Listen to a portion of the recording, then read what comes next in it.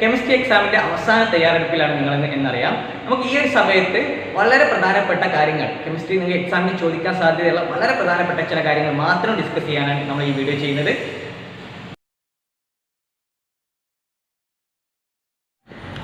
കെമിസ്ട്രിയിൽ നിങ്ങൾക്ക് 7 പാഠങ്ങളാണ് പഠിക്കാനുള്ളത്. എല്ലാ പാഠങ്ങൾക്കും തുല്യ പ്രാധാന്യം ഉണ്ടെങ്കിലും ചില ഭാഗങ്ങൾ നിങ്ങൾ പഠിച്ചിട്ടുണ്ടോ എന്നുള്ളത് ഉറപ്പുവരുത്തേണ്ടതുണ്ട്. ഈ ഭാഗങ്ങൾ മാത്രമാണ് നമ്മളിന്ന് അനലൈസ് ചെയ്യുന്നത്.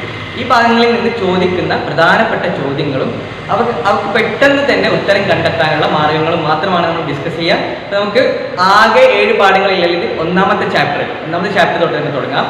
ആദ്യത്തെ ചാപ്റ്റർ പീരിയോഡിക് ടേബിളും ഇലക്ട്രോൺ വിന്യാസവും, periodic table and electronic configuration. ഇതിലെ ആദ്യത്തെ ഭാഗങ്ങൾ 1 മുതൽ 30 വരെയുള്ള ഇലക്ട്രോണിക് കോൺഫിഗറേഷൻ അല്ലെങ്കിൽ സബ്ഷെൽ ഇലക്ട്രോണിക് കോൺഫിഗറേഷൻ എഴുതാൻ എല്ലാവർക്കും അറിയാമെന്നാണ് വിചാരിക്കുന്നത്. അതിൽ ശ്രദ്ധിക്കേണ്ട 2 ആളുകളുണ്ട്. ഒന്നാമത്തത് ക്രോമിയം, അറ്റോമിക് നമ്പർ 24 ക്രോമിയത്തിന്റെ ഇലക്ട്രോണിക് കോൺഫിഗറേഷൻ എഴുതുമ്പോൾ ശ്രദ്ധിക്കേണ്ട കാര്യം നിങ്ങൾക്കറിയാം, ഹാഫ് ആയിട്ടുള്ള ഒരു ഷെല്ലാണ്. ഈ ഓർബിറ്റലിന്റെ പ്രത്യേകത നിങ്ങൾക്കറിയാം. അപ്പോൾ ഇതിന് നമ്മൾ എഴുതി നോക്കുന്ന സമയത്ത് 1s2, 2s2, 2p6, 3s2, 3p6, 3d, 4s2, 3d4 എന്നാണ് വരേണ്ടത് അല്ലേ? നമ്മൾ സാധാരണ ഈ രീതിയിലാണ് എഴുതുക. പക്ഷേ ഇവിടെ നിങ്ങൾക്കറിയാം ഒരു പ്രത്യേകതയുണ്ട്. 3d4 എന്നല്ല നമ്മൾ ആക്ച്വലി നിങ്ങൾ ഇലക്ട്രോണിക് കോൺഫിഗറേഷൻ കൃത്യമായിട്ട് എഴുതുകയാണെങ്കിൽ എഴുതേണ്ടത് 3d5 4s1 എന്നാണ്. ഓക്കെ, ഇതാണ് കറക്റ്റായ ഇലക്ട്രോണിക് കോൺഫിഗറേഷൻ. കാരണം എന്താ? ഡി സബ്ഷെല്ലിന്റെ പ്രത്യേകത നിങ്ങൾക്കറിയാം. ഡി സബ്ഷെല്ലിൽ പകുതി നിറയാണെങ്കിൽ അല്ലെങ്കിൽ ഹാഫ് ഫീൽഡ് എന്ന് പറയും, അല്ലെങ്കിൽ ഫുള്ള് നിറയാണെങ്കിൽ അതായത് ഫുൾ ഫീൽഡ് എന്ന് പറയും. അതായത് ഡി സബ്ഷെല്ലിൽ 5 ഇലക്ട്രോണോ അല്ലെങ്കിൽ 10 ഇലക്ട്രോണോ ഉണ്ടെങ്കിൽ അതിന് എക്സ്ട്രാ സ്റ്റെബിലിറ്റി, അതായത് കൂടുതൽ സ്ഥിരത കിട്ടും എന്നുള്ളത് നിങ്ങൾക്കറിയാം. അതുകൊണ്ട് എന്താ ചെയ്യുക? 4s-ലുള്ള ഒരു ഇലക്ട്രോൺ, 4s-ൽ 2 ഇലക്ട്രോൺ ഉണ്ടായിരുന്നു, ഇതിലുള്ള ഒരു ഇലക്ട്രോൺ ഇങ്ങോട്ട് പോകുന്നു. ഓക്കെ, 3d-ലേക്ക് വന്നു. അപ്പോൾ 3d എന്തായി? 3d4 എന്നത് 3d5 എന്നായി, 4s2 എന്നുള്ളത് 4s1 എന്നുള്ളതായി. ഇവിടെ ശ്രദ്ധിക്കേണ്ട മറ്റൊരു പോയിന്റ്, എന്തുകൊണ്ടാണ് 4s-ൽ നിന്ന് ഒരു ഇലക്ട്രോണ് 3d-ലേക്ക് വരാൻ കഴിയുന്നത് എന്നുള്ളതാണ്. സാധാരണ ഒരു എനർജി ലെവൽ, ഒരു സബ്ഷെല്ലുകൾ തമ്മിലുള്ള ഊർജ്ജ വ്യത്യാസം എന്ന് പറഞ്ഞു കഴിഞ്ഞാൽ വലിയ വ്യത്യാസമുണ്ട്. അതേ സമയത്ത് 3d-യും 4s-ഉം തമ്മിലുള്ള ഊർജ്ജ വ്യത്യാസം, എനർജി ഡിഫറൻസ് വളരെ കുറവാണ് നിങ്ങൾക്കറിയാം. അതുകൊണ്ടാണ് ഈ ഒരു കാര്യം പോസിബിൾ ആയിട്ടുള്ളത്. ഓക്കെ, ഇതേപോലെ നമ്മൾ മറ്റൊരു എലമെന്റ് പഠിച്ചിട്ടുണ്ട്, കോപ്പർ. അറ്റോമിക് നമ്പർ 29 ആണ്, 29 കോപ്പറിന്റെ ഇലക്ട്രോണിക് കോൺഫിഗറേഷൻ. സെയിം കാര്യം തന്നെയാണ് ഇവിടെ റിപ്പീറ്റ് ചെയ്യുന്നത്. 1s2, 2s2, 2p6, 3s2, 3p6, 3d9, 4s2 എന്നാണ് നമ്മൾ ഉദ്ദേശിക്കുന്ന ഇലക്ട്രോണിക് കോൺഫിഗറേഷൻ എങ്കിൽ അവിടെ ശരിയായ ഇലക്ട്രോണിക് കോൺഫിഗറേഷൻ അല്ലെങ്കിൽ സബ്ഷെൽ ഇലക്ട്രോൺ വിന്യാസം എന്ന് പറയുന്നത് 3d10, 4s1 എന്നതാണ്. സെയിം കാര്യം തന്നെയാണ് ഇവിടെ റിപ്പീറ്റ് ചെയ്യുന്നത്. ഡി സബ്ഷെല്ലിൽ 10 ഇലക്ട്രോൺ, അതായത് ഫുൾ ഫീൽഡ് ആവാൻ വേണ്ടി 10 ഇലക്ട്രോൺ നിറയാൻ വേണ്ടി 4s-ൽ നിന്നുള്ള ഒരു ഇലക്ട്രോൺ എങ്ങോട്ട് വരും? 3d-ലേക്ക് വരും. അങ്ങനെ 3d9 എന്നുള്ളത് 3d10 എന്നാവും, 4s2 എന്നുള്ളത് 4s1 എന്നുണ്ടാവും. ഓക്കെ, ഇതാണ് നിങ്ങൾ ഇലക്ട്രോണിക് കോൺഫിഗറേഷൻ എഴുതുന്ന സമയത്ത് അല്ലെങ്കിൽ സബ്ഷെൽ ഇലക്ട്രോൺ വിന്യാസം എഴുതുന്ന സമയത്ത് ഈ 2 എലമെന്റിൽ എപ്പോഴും നിങ്ങൾ എന്ത് ചെയ്യണം? ശ്രദ്ധിക്കണം. ഓക്കെ, ഇനി നിങ്ങൾ പഠിക്കേണ്ടത് മറ്റൊരു പോയിന്റ് ഡി ബ്ലോക്ക് മൂലകങ്ങളെ കുറിച്ചാണ്. ഇപ്പൊ നമ്മൾ ഈ പറഞ്ഞ ആൾക്കാരൊക്കെ ഡി ബ്ലോക്ക് മൂലകങ്ങളെ കുറിച്ചാണ് ഉള്ള ആൾക്കാരാണ്. ഓക്കെ, ഇപ്പൊ ഡി ബ്ലോക്ക് മൂലകങ്ങൾ നിങ്ങൾ പഠിക്കാനുള്ളത് 21 മുതൽ, അതായത് സ്കാൻഡിയം മുതൽ സിങ്ക് വരെ ഉള്ളതാണ് നിങ്ങൾ പഠിക്കാനുള്ളത്. 30 വരെ ഉള്ളത് ഇലക്ട്രോണിക് കോൺഫിഗറേഷൻ, അതിന്റെ കാര്യങ്ങളൊക്കെ നിങ്ങൾ പഠിക്കാനുണ്ട്. ഡി ബ്ലോക്ക് മൂലകങ്ങളുടെ പ്രത്യേകതകൾ നിങ്ങൾ പഠിച്ചിട്ടുണ്ട്. അതിൽ വളരെ പ്രധാനപ്പെട്ട ഒരു പ്രത്യേകതയാണ് they show different oxidation state. അവർ വ്യത്യസ്തമായ ഓക്സീകരണാവസ്ഥ കാണിക്കുന്നു എന്നുള്ളത്. ഓക്കെ, അപ്പൊ അത് ചോദിക്കാം, എന്തുകൊണ്ടാണ് ഡി ബ്ലോക്ക് മൂലകങ്ങൾ വ്യത്യസ്തമായ ഓക്സീകരണാവസ്ഥ കാണിക്കുന്നത് എന്ന് ചോദിക്കാം. അവിടെ നിങ്ങൾ പറയേണ്ട ആൻസർ ഡി ബ്ലോക്ക് മൂലകങ്ങളിൽ സാധാരണ മറ്റൊരു ക്വസ്റ്റ്യൻ ചോദിക്കാറുള്ളത്, ഡി ബ്ലോക്ക് മൂലകങ്ങൾ നിങ്ങൾക്കറിയാം, നിങ്ങൾക്ക് പഠിക്കാനുള്ളത് 21 മുതൽ 30 വരെയുള്ള ഡി ബ്ലോക്ക് മൂലകങ്ങളുടെ electronic configuration, subshell electronic configuration ആണ് നിങ്ങൾ പഠിക്കാനുള്ളത്.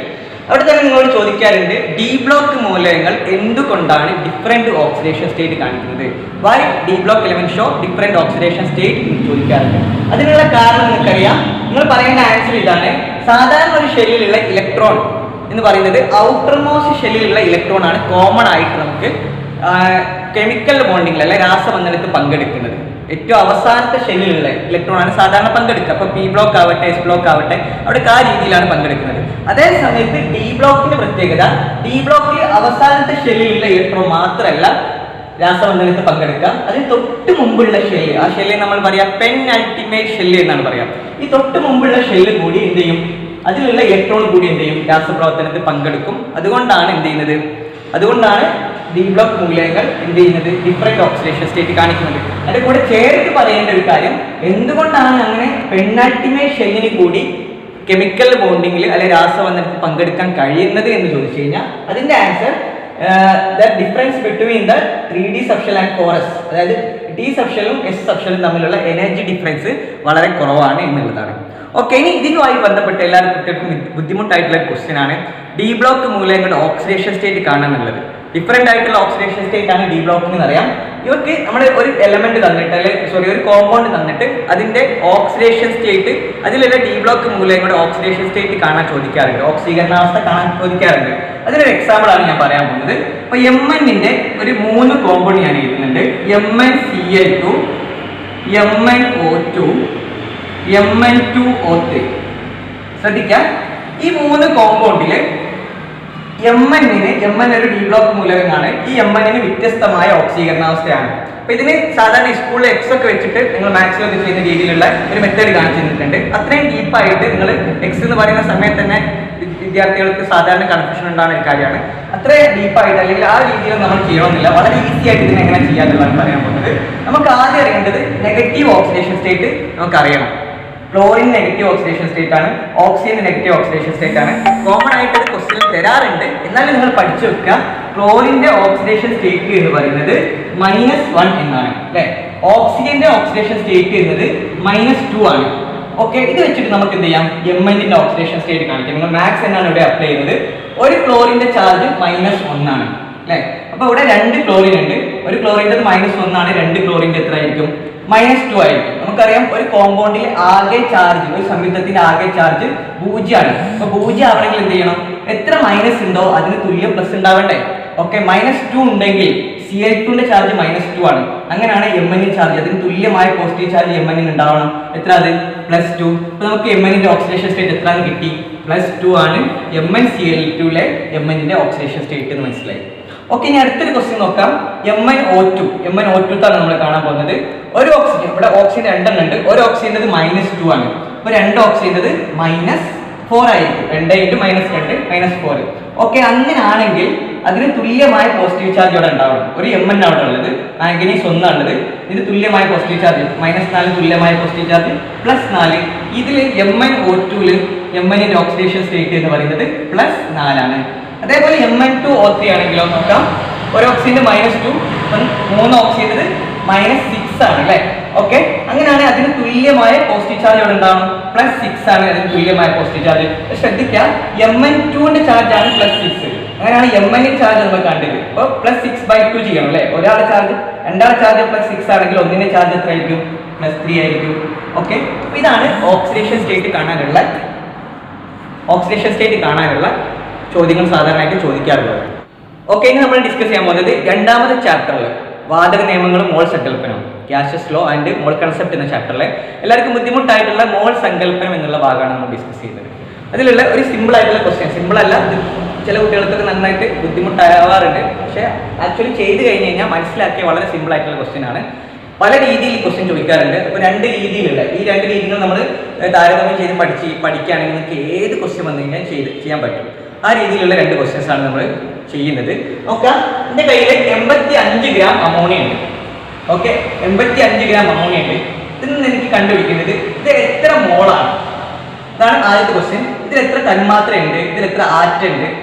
4ാമത്തെ ക്വസ്റ്റ്യൻ, ഇതിന്റെ വ്യാപ്തം, വോളിയം എത്രയാണ്. ഇത്രയും കാര്യങ്ങളാണ് ഈ ഭാഗത്ത് നമ്മൾ കണ്ടുപിടിക്കേണ്ടത്.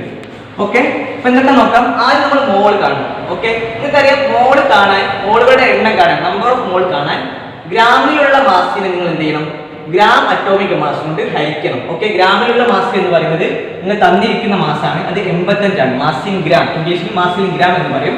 ഇനി അമോണിയയുടെ ഗ്രാം മോളിക്കുലർ മാസ് നിങ്ങൾക്ക് അറിയാം. അമോണിയ എന്ന് പറഞ്ഞു കഴിഞ്ഞാൽ 17 ആണ്. ഇതിങ്ങനെ കിട്ടുക 14 + 3. ഒരു നൈട്രജൻ്റെ 14, 3 ഹൈഡ്രജൻ്റെ 3. ഒരു ഹൈഡ്രജൻ്റെ 1 ആണ്, ഇപ്പോൾ 3 ഹൈഡ്രജൻ്റെ 3, അതാണ് നിങ്ങൾക്ക് 17 കിട്ടുന്നത്. ഓക്കെ, അപ്പോൾ 17 ചെയ്യുക, 85/17 ചെയ്ത് കഴിഞ്ഞാൽ നിങ്ങൾക്ക് എത്ര കിട്ടും, 5 കിട്ടും.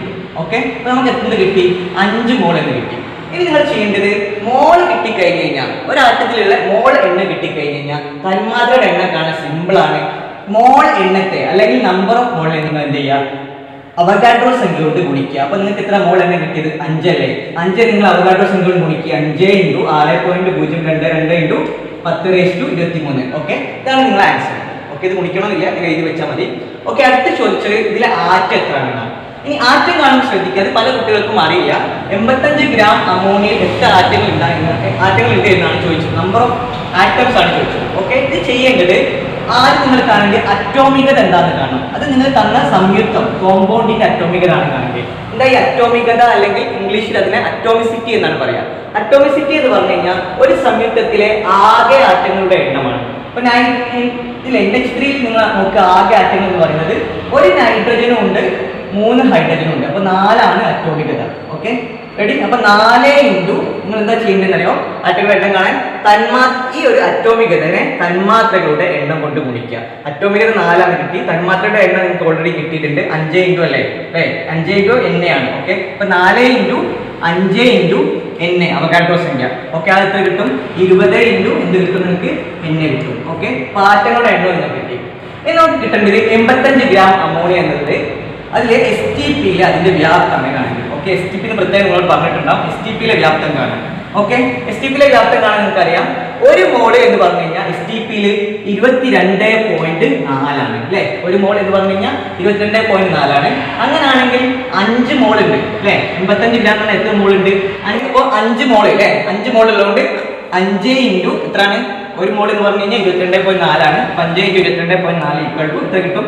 112 ലിറ്റർ എന്നുള്ളത് കിട്ടും. ഓക്കെ, ഇതാണ് നമ്മൾ ഒന്നാമത്തെ മോഡൽ. ഈ ഒരു മോഡൽ പഠിച്ചു കഴിഞ്ഞാൽ നിങ്ങൾക്ക് ഏതിലേക്ക് കൺവേർട്ട് ചെയ്യാൻ പറ്റും. ഈ രണ്ടാമത്തെ ഒരു മോഡൽ ചോദിക്കുന്നത് നിങ്ങൾക്ക് വോളിയം തന്നെ STPയിലെ വ്യാപ്തം തന്നിട്ടുണ്ട്. നിങ്ങളോട് പറഞ്ഞ 44.8 ലിറ്റർ കാർബൺ ഡൈ ഓക്സൈഡ് നിങ്ങളുടെ കയ്യിലുണ്ട്. ആദ്യം ചോദിച്ചാൽ ഇതിന്റെ മാസ് എത്ര എന്നുള്ളതാണ്. അപ്പൊ മാസ് അറിയണമെങ്കിൽ, അതായത് 44.8 ലിറ്റർ കാർബൺ ഡൈ ഓക്സൈഡ് ഉണ്ടെങ്കിൽ അതിന് എത്ര മാസ് ഉണ്ടായിരിക്കും അതറിയണമെങ്കിൽ ആദ്യം ചെയ്യണം നമ്മൾ മോൾ എണ്ണം കണ്ടുപിടിക്കും. 44.8 ലിറ്റർ എന്നാൽ എത്ര മോളാന്ന് അറിയണം. ഓക്കെ, എത്ര മോളാന്ന് എങ്ങനെ കാണാം? നിങ്ങൾക്ക് മോൾ എണ്ണം കാണാൻ അറിയാം. വ്യാപ്തം തന്നിട്ടുണ്ടെങ്കിൽ, വോളിയം തന്നിട്ടുണ്ടെങ്കിൽ തന്നിരിക്കുന്ന വോളിയത്തിന് നിങ്ങൾ എന്താ ചെയ്യേണ്ടത്? നിങ്ങൾ 22.4 കൊണ്ട് ഹരിക്കുക ചെയ്യേണ്ടത്. അപ്പൊ എത്ര കിട്ടും? ഓക്കെ, 2 എന്ന് കിട്ടും. അപ്പൊ നമ്പർ ഓഫ് മോൾസ് എത്ര കിട്ടി നിങ്ങൾക്ക്? 44.8/22.4 = 2 കിട്ടും. ഓക്കെ, ഇപ്പൊ 2 മോൾ ഉണ്ട്. ഇനി ഒരു മോൾ കാർബൺ ഡൈ ഓക്സൈഡ് എത്ര ഗ്രാമാ? നിങ്ങൾക്കറിയാം, ഒരു മോൾ എന്ന് പറഞ്ഞാൽ ഗ്രാം മോളിക്കുലർ മാസിന് 3 ആണ്. അത് എത്ര ഗ്രാമാ? കാർബൺ ഡൈ ഓക്സൈഡിന്റെ മാസ്, കാർബണിന്റെ മാസ് 12, ഓക്സിജന്റെ മാസ് 32. അപ്പോൾ 12 ഉം 2 32, സോറി 2 16 ഉണ്ടല്ലോ. ഓക്കെ, അപ്പൊ 32 കിട്ടും. അപ്പൊ എത്ര കിട്ടാം? 12 + 32 = 44 എന്ന് കിട്ടും അല്ലേ? ഓക്കെ, അപ്പോൾ ഒരു കാർബൺ ഡൈ ഓക്സൈഡിന്റെ മാസ് എത്ര?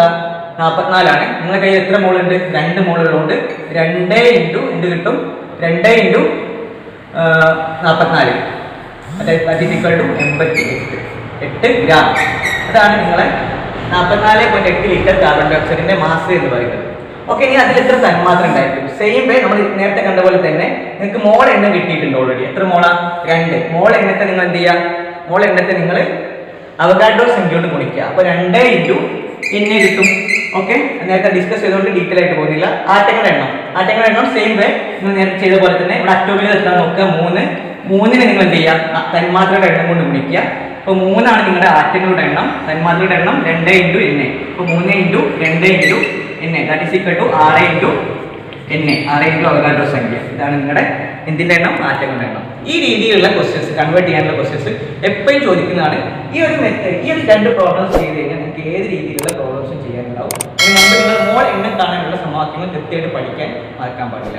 ഓക്കെ, എന്താ ചെയ്യുന്നത് വെച്ചാൽ 3rd ചാപ്റ്റർ മുതൽ 7ാമത്തെ ചാപ്റ്റർ വരെയാണ് നമുക്ക് പറയാനുള്ളത്. ഓക്കെ, ഇപ്പൊ 3rd ചാപ്റ്ററിൽ പ്രധാനപ്പെട്ട നിങ്ങൾ നോക്കേണ്ട കാര്യങ്ങൾ മാത്രമാണ് ഞാൻ പറയാൻ പോകുന്നത്. ഒന്നാമത് നിങ്ങളോട് ചോദിക്കുക, ആദ്യം നിങ്ങൾ കാണുന്നത് reactivity series and electrochemistry, ക്രിയാശീല ശ്രേണിയും വൈദ്യുത രസതന്ത്രവും എന്നാണ് ചാപ്റ്ററിന്റെ പേര്. ഇതിൽ ആദ്യത്തെ ഭാഗം ക്രിയാശീലം അല്ലെ, മൂലകങ്ങളുടെ അല്ലെങ്കിൽ ലോഹങ്ങളുടെ ക്രിയാശീലാണ് നമ്മൾ ഇതിൽ ആദ്യം ഡിസ്കസ് ചെയ്തത്. ഇതിൽ തുടക്കത്തിൽ തന്നെ കുറെ റിയാക്ഷൻസ് ഉണ്ട്. വാട്ടർ ആയിട്ടുള്ള റിയാക്ഷന്, ഹൈഡ്രോഫ്ലോറിക് ആസിഡ് ആയിട്ടുള്ള റിയാക്ഷന്. ആ ഭാഗം ജസ്റ്റ് 2 മാർക്കിന് ചോദിക്കാനുള്ള സാധ്യതയുണ്ട്. ഓക്കെ, തുരുമ്പ് പിടിക്കുന്ന പ്രവർത്തനമൊക്കെ കോമൺ ആയിട്ട് ചോദിക്കുന്നതാണ്. ഓക്കെ, സോഡിയത്തിന്റെ തുരുമ്പ് പിടിക്കുന്ന പ്രവർത്തനം സാധാരണ ചോദിക്കൽ, ഒരു സോഡിയം കത്തി കൊണ്ട് മുറിച്ചു കഴിഞ്ഞാൽ തിളക്കം പെട്ടെന്ന് നഷ്ടപ്പെടാറുണ്ട്. അതിന് കാരണമെന്ന് ഇപ്പൊ തുരുമ്പിന്റെ ആ റിയാക്ഷൻ, കൊറോഷൻ ഉണ്ടാകുന്ന റിയാക്ഷൻ ആണ് നിങ്ങൾ പറയുന്നത്. അതിന് ശേഷം നിങ്ങൾ പഠിക്കേണ്ടത് ആദേശ രാസപ്രവർത്തനം, ഡിസ്പ്ലേസ്മെന്റ് റിയാക്ഷൻ ആണ്. ഓക്കെ. ഡിസ്പ്ലേസ്മെന്റ് റിയാക്ഷൻ ആ ടെസ്റ്റ് ട്യൂബിൽ നിങ്ങൾക്ക് ഒരു ലായനിയും അതേ സൊല്യൂഷനും അതിന്റെ കൂടെ തന്നെ ഒരു മെറ്റൽ ഡിപ്പ് ചെയ്ത് വെച്ചിട്ടുള്ള ചോദ്യങ്ങൾ സാധാരണയായിട്ട് കാണാറുണ്ട്. പിന്നെ നിങ്ങൾ നോക്കേണ്ടത് ഗാൽവാനിക് സെല്ലാണ്. ഗാൽവാനിക് സെല്ലും ഇലക്ട്രോലൈറ്റിക് സെല്ലും, ഈ രണ്ട് സെല്ലിനെ കുറിച്ചുള്ള വീഡിയോസ് മുമ്പ് ചെയ്തിട്ടുണ്ട്. ഓക്കെ, ഇതാണ് ഈ ചാപ്റ്ററിൽ ഏറ്റവും പ്രധാനപ്പെട്ട കാര്യങ്ങൾ. ഗാൽവാനിക് സെല്ല് എപ്പോഴും ചോദിക്കുന്നതാണ്. ഗാൽവാനിക് സെല്ലോ ഇലക്ട്രോലൈറ്റിക് സെല്ലോ 3 മാർക്കിന് ഏതെങ്കിലും ഒന്ന് ഷുവർ ക്വസ്റ്റ്യൻ ആണ്. ഓക്കെ, ഇനി 4ാമത്തെ ചാപ്റ്ററിൽ പോവുകയാണെങ്കിൽ 4ാം ചാപ്റ്ററിൽ നമ്മൾ പഠിക്കുന്നത് ലോഹ നിർമ്മാണമാണ്.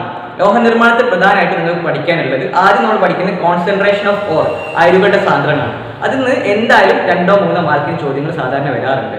ആ ഭാഗങ്ങൾ 4 മെത്തേഡ്സ് ഉണ്ട്. 4 മെത്തേഡ് നിങ്ങൾ പഠിക്കുക. തൊട്ടടുത്ത് നിങ്ങൾക്ക് എപ്പോഴും ചോദിക്കുന്നത് സാന്ദ്രണം ചെയ്തതിന് ശേഷം നിങ്ങൾക്ക് പഠിക്കാനുള്ള കാൽസിനേഷൻ റോസ്റ്റിങ്ങും ആ ഭാഗം സാധാരണ ചോദിക്കാറുണ്ട്. അതേപോലെ ഇരുമ്പ് നിർമ്മാണത്തിന്റെ ഭാഗങ്ങൾ, ഫ്ലെക്സ്, ഗാങ്, സ്ലാഗ്, അതിലുള്ള സമവാക്യങ്ങൾ, ഇതൊക്കെ എപ്പോഴും ചോദിക്കുന്ന കാര്യങ്ങളാണ്. അതേപോലെ നിങ്ങൾക്ക് പഠിക്കേണ്ട കോമൺ ആയിട്ട് ചോദിക്കുന്ന ഒരു ഭാഗം എന്ന് പറയുന്നത് അലുമിനിയത്തിന്റെ എക്സ്ട്രാക്ഷനാണ്. അലുമിനിയം നിർമ്മാണം, അതിലുള്ള ഏതെങ്കിലും ഒരു ഭാഗം ഒന്നില്ല അലുമിനിയത്തിന്റെ നിരോക്സീകരണം, അലുമിനിയത്തിൽ നിന്നുള്ള നിരോക്സീകരണം ചോദിക്കാറുണ്ട്, അല്ലെ അലുമിനിയത്തിന്റെ പ്രിപ്പറേഷൻ ചോദിക്കാറുണ്ട്. ആ ഭാഗങ്ങൾ നന്നായിട്ട് നോക്കാം. 5ാമത്തെ ചാപ്റ്ററിൽ നിങ്ങൾ പഠിക്കുന്നത്, ആദ്യത്തെ ഭാഗത്ത് നിങ്ങൾ പഠിക്കുന്നത് അമോണിയയുടെ നിർമ്മാണമാണ്. ഓക്കെ, ആദ്യം നിങ്ങൾ ലാബിൽ നിർമ്മാണം പരീക്ഷണശാലയിൽ ഉണ്ടാക്കുന്ന നിർമ്മാണ രീതി അതിൽ പറയുന്നുണ്ട്. ആ രീതി കൃത്യമായിട്ട് നിങ്ങൾ ഫോളോ ചെയ്യുക. അതിലുള്ള ക്വസ്റ്റ്യൻസ് ഒക്കെ പഠിക്കുക. അതിന് ശേഷം നിങ്ങൾ നേരെ പോകുന്നത് ഉഭയദിശാ പ്രവർത്തനം, അല്ലേ, ബൈഡയറക്ഷണൽ റിയാക്ഷൻ അല്ലെ റിവേഴ്സിബിൾ റിയാക്ഷനെ കുറിച്ചാണ്. അതിൽ നിന്ന് ക്വസ്റ്റ്യൻസ് ചോദിക്കാം. അതിന് പ്രത്യേകിച്ച് ഓരോന്നിൻ്റെ ഇൻഫ്ലുവൻസ്, ടെമ്പറേച്ചർ, പ്രഷർ, അതേപോലെ നമ്പർ ഓഫ് കോൺസെൻട്രേഷൻ, ഈ കാര്യങ്ങളൊക്കെ നന്നായിട്ട് നോക്കാം. പിന്നെ അതിൽ വേറെ ചോദിക്കാൻ സാധ്യതയുള്ള സൾഫ്യൂരിക് ആസിഡിന്റെ നിർമ്മാണം. ഓക്കെ, അത് മാത്രമല്ല സൾഫ്യൂരിക് ആസിഡ് നിർമ്മാണത്തിന്റെ കൂടെ തന്നെ നോക്കേണ്ട ഒരു കാര്യം എന്ന് പറയുന്നത് അതിന്റെ പ്രോപ്പർട്ടീസ് ഞാൻ ലൈവ് ക്ലാസ്സിൽ നമ്മൾ അതൊക്കെ ഡിസ്കസ് ചെയ്യുന്നുണ്ട്. 6ാമത്തെ ചാപ്റ്ററിൽ നമുക്ക് ഐസോമറിസും നെയിമിങ്ങും ഐസോമറിസും ആണ് നോക്കാനുള്ളത്. അതിൽ കുട്ടികൾക്കൊന്നും വലിയ ബുദ്ധിമുട്ടുള്ള ഭാഗമല്ല അത്. UPSC നെയിമിങ് ചെയ്യുക, അതിൻ്റെ കൂടെ തന്നെ ഏതെങ്കിലും 2 കോമ്പൗണ്ട് നെയിമിങ് ചെയ്യാനും വരയ്ക്കാനും സാധ്യതയുണ്ട്, ചോദിക്കാൻ സാധ്യതയുണ്ട്. അതേപോലെ ഐസോമറിസം എന്തായാലും ചോദിക്കാൻ സാധ്യതയുള്ള ഷുവർ ക്വസ്റ്റ്യൻ ആണ് ഐസോമറിസം. ഇനി അവസാനത്തെ ചാപ്റ്ററിലേക്ക് വരുന്ന സമയത്ത് നമുക്ക് പറയാനുള്ളത് പിന്നെ റിയാക്ഷൻസ് ആണ്. 5 തരത്തിലുള്ള റിയാക്ഷൻസ്, അതും 100% ഷുവർ ആയിട്ടുള്ള ക്വസ്റ്റ്യൻ ആണ്. അത് എന്തായാലും വരുന്നുള്ള ഉറപ്പുള്ള ക്വസ്റ്റ്യൻ ആണ്. നിങ്ങൾ ആ റിയാക്ഷൻസ് 5 തരത്തിലുള്ള രാസപ്രവർത്തനങ്ങൾ, ഓക്കെ, അഡീഷന്, സബ്സ്റ്റിറ്റ്യൂഷന്, തെർമൽ ക്രാക്കിങ്, അങ്ങനെ പറഞ്ഞിട്ട് എല്ലാ കാര്യങ്ങളും, ആ കാര്യങ്ങളൊക്കെ റിയാക്ഷൻസ് ആയിട്ട് ചോദിക്കാൻ സാധ്യതയുണ്ട്. പിന്നെ അതിൽ ലാസ്റ്റ് നമ്മൾ പഠിക്കുന്ന കാര്യങ്ങൾ, ഒന്ന് എഥനോള്, കാർബോക്സിലിക് ആസിഡ്, അതേപോലെ തന്നെ ലാസ്റ്റ് നിങ്ങൾ പഠിക്കാനുള്ള എസ്റ്റേഴ്സ്. ഈ കാര്യങ്ങളൊക്കെ നമുക്ക് ഡിസ്കസ് ചെയ്യാം. നമ്മൾ ഈ ഒരു വീഡിയോയിൽ അത് ഡിസ്കസ് ചെയ്യുന്നില്ല, കാരണം നമുക്ക് ആവശ്യമുള്ളതനുസരിച്ച് ഡിസ്കസ് ചെയ്താൽ മതി. നിങ്ങളെ ആവശ്യപ്രകാരം മാത്രമാണ് നമ്മൾ ഡിസ്കസ് ചെയ്യുന്നത്. ഈ കാര്യങ്ങളൊക്കെ ഡിസ്കസ് ചെയ്യുന്നത്, അതായത് 3ാമത്തെ ചാപ്റ്റർ മുതൽ ബാക്കിയുള്ള കാര്യങ്ങൾ ഡിസ്കസ് ചെയ്യാൻ വേണ്ടി നമ്മൾ നാളെ ഏതൊക്കെ ലൈവ് വെച്ചിട്ടുണ്ട്. അതായത് കെമിസ്ട്രി എക്സാമിൻ്റെ അന്ന് നമുക്ക് രാവിലെ 7 ലൈവ് വെച്ചിട്ടുണ്ട്. ഈ ലൈവിൽ നിങ്ങൾക്ക് ആവശ്യപ്പെടുന്ന കാര്യങ്ങൾ മാത്രം നമ്മൾ ഡിസ്കസ് ചെയ്യാനാണ് ഉദ്ദേശിക്കുന്നത്. ഓക്കെ, അപ്പോൾ എല്ലാവർക്കും വിജയാശംസകൾ നേർന്നുകൊണ്ട് നിർത്താം.